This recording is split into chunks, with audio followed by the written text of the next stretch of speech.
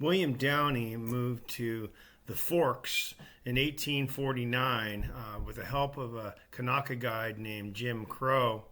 Him and his crew constructed a log cabin to withstand the terrible winter, and they renamed the town Downieville. We checked out the beautiful vistas on the way up there. You just can't miss them. They're nice to pull over to the side of the road and just take a breath of fresh air. The geology was just amazing along the rock cliffs. There's several campgrounds on the way to Downieville on Highway 49. Carlton, Indian Valley, and Rocky Rest, to name a few. A simple Google search will get you on your way for all the information you need, or you can pay at the park. I don't know about the weekends, but during the week you should have no trouble finding a spot.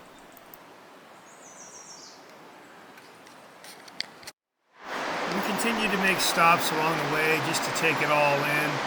The beautiful ice cold, crystal clear water rushing down the river.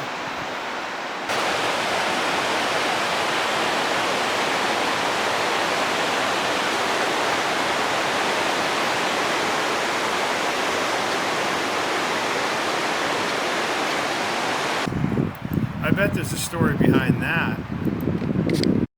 Okay, there's a turnout right before you get to Downieville. You can pull off to the side of the road and look at this map. It's a great map. Okay, we arrived in Downieville. It's about an hour from our place, and an hour and 24 minutes and 65 miles from Marysville, and 106 miles, about 2 hours from Sacramento, and 187 miles from the Bay Bridge, in 3 hours and 17 minutes is the approximate time. So we got here on a Friday of June 2025, and it was getting pretty full up here in the parking lot, but it was pretty sparse as far as people around, so it's probably still very accommodating even on the weekends. Gal at the pizza place that we ate at told us that this is probably the biggest weekend they're having since COVID and post-COVID. So she was very optimistic. But we walked around and checked out the sites, and we will show you what we found.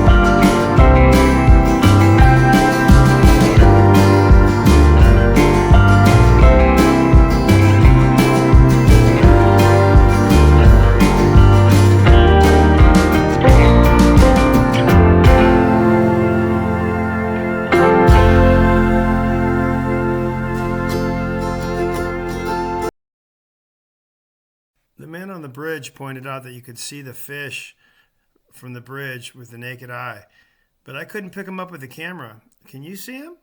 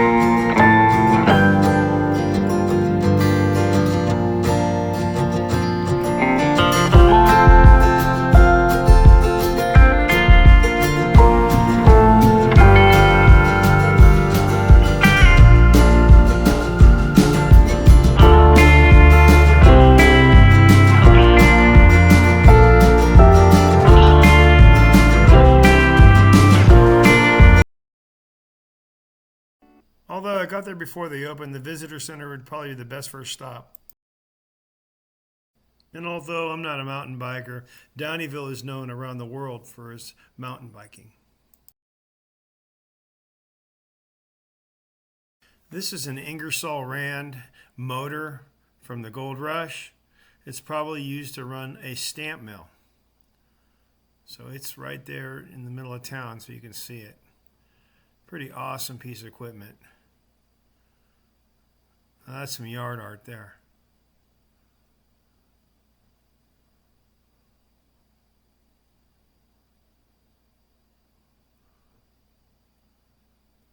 And there's the stamp mill. They use that to crush the quartz to extract the gold out. And this is a small bucket dredge here to get the gold.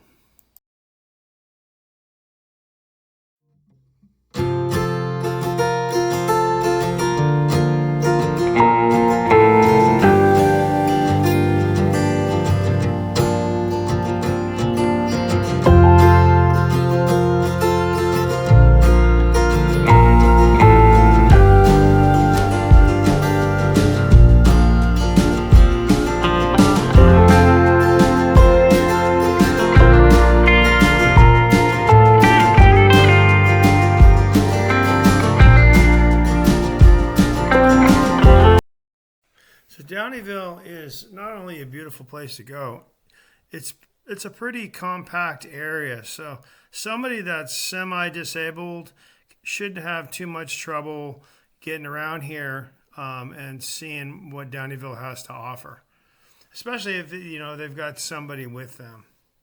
It's worth seeing once in your lifetime. And you won't have any problems finding a place to eat. So bring your appetite if you're hungry.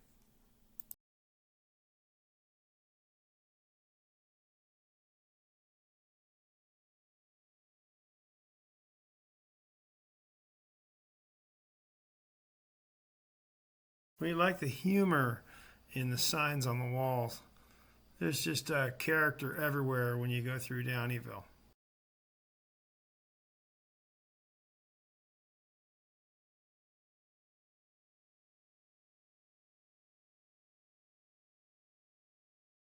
Libations means drinks or wine.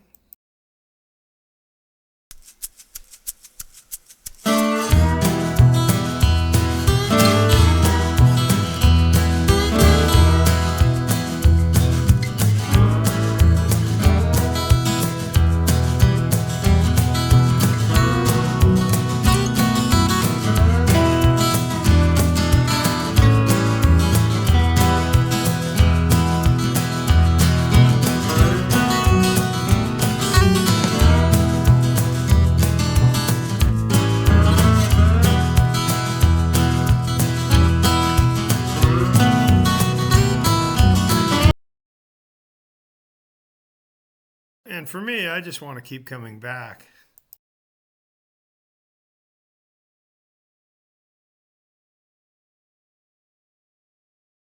All right, this is a museum here. I highly recommend you checking it out when you come here. Although it is a very small building, it holds a lot of history, and it will take a while to go through all the history in there. And there's a gentleman in there, I believe his name was Mark. I hope I got his name right, but I believe his name was Mark, and he was very informative on the history in there as he was talking to the other gals. So come to the museum here and go back in time and have a good time in Downieville.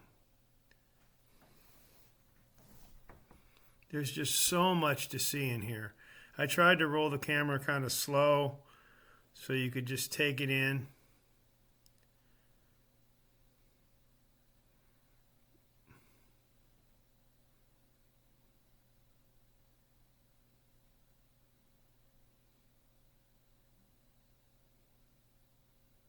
And there's a back room as well that I'll go to in a little bit here.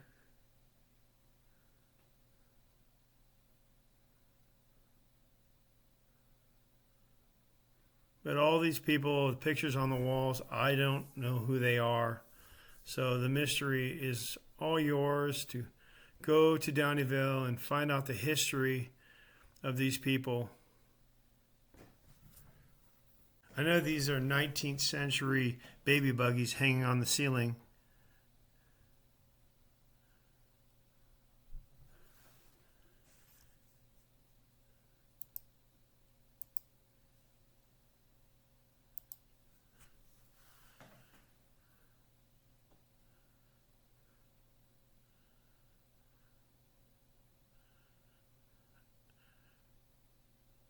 These are the size of the gold nuggets that were found back at the time of the gold rush. Now, not all the nuggets were this size throughout the gold rush, but Downieville was known for its big nuggets and surrounding areas. These are simulated nuggets, folks. So anybody has any nefarious ideas, these are just made out of like plaster of Paris.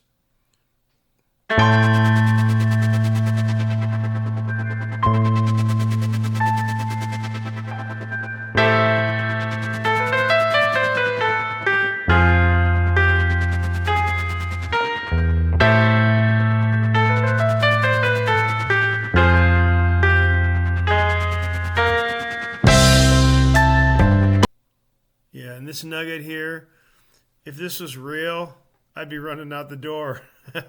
A nugget about this size sold a few years ago out of Butte County, was found with a metal detector, and it fetched, I want to say, over $420,000. Today, with the gold going up, that may be a seven-figure nugget, that nugget I was holding in my hand. Considerable six figures.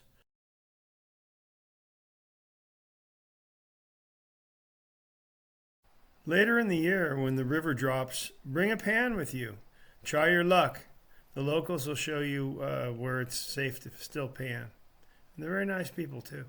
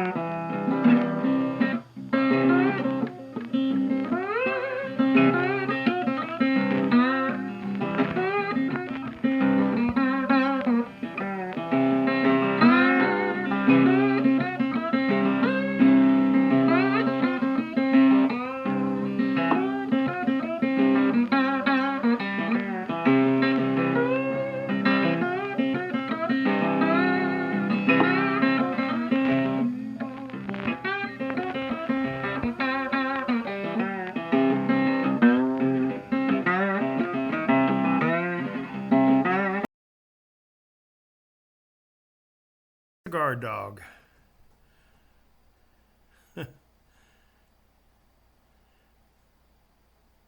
These are the scales here that they would weigh the gold dust or gold nuggets on.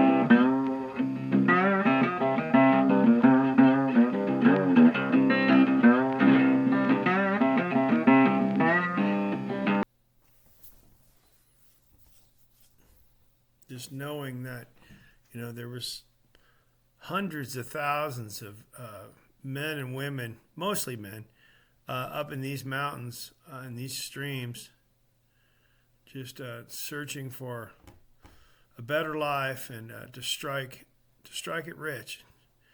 And very few did.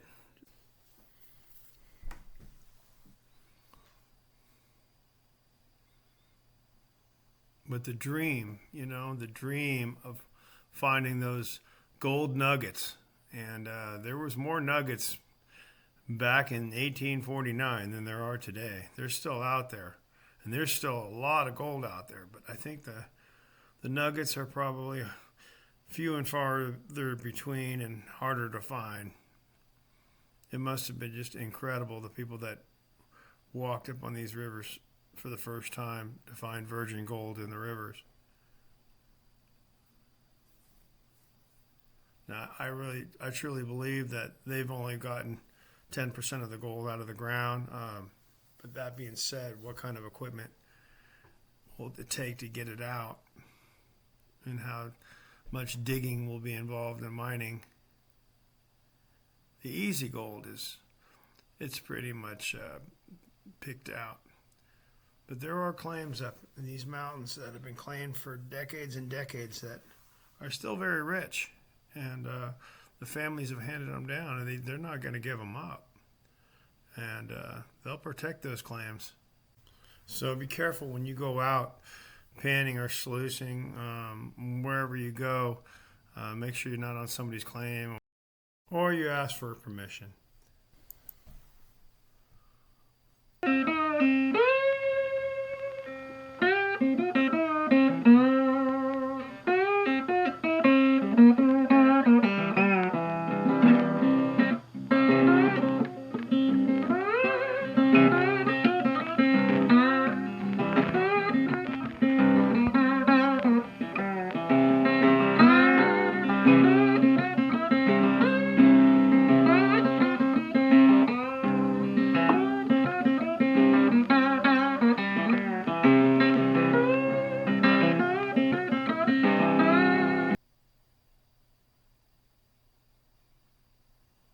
That's a nice piece.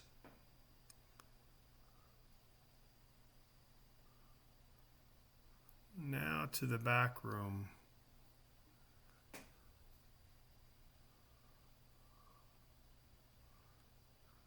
Old mountain lion, stuffed probably a very long time ago. I don't think it's an adult. It's kind of small.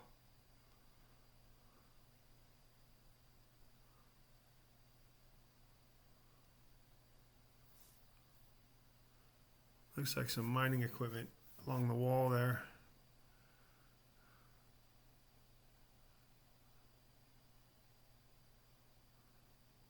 These buildings, these are little models of buildings that once were here in Downieville.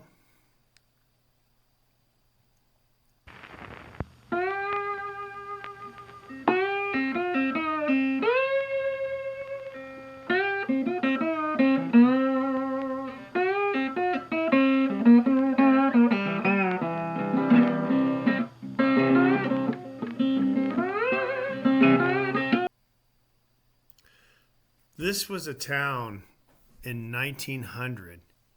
This is what it looked like downtown Downieville.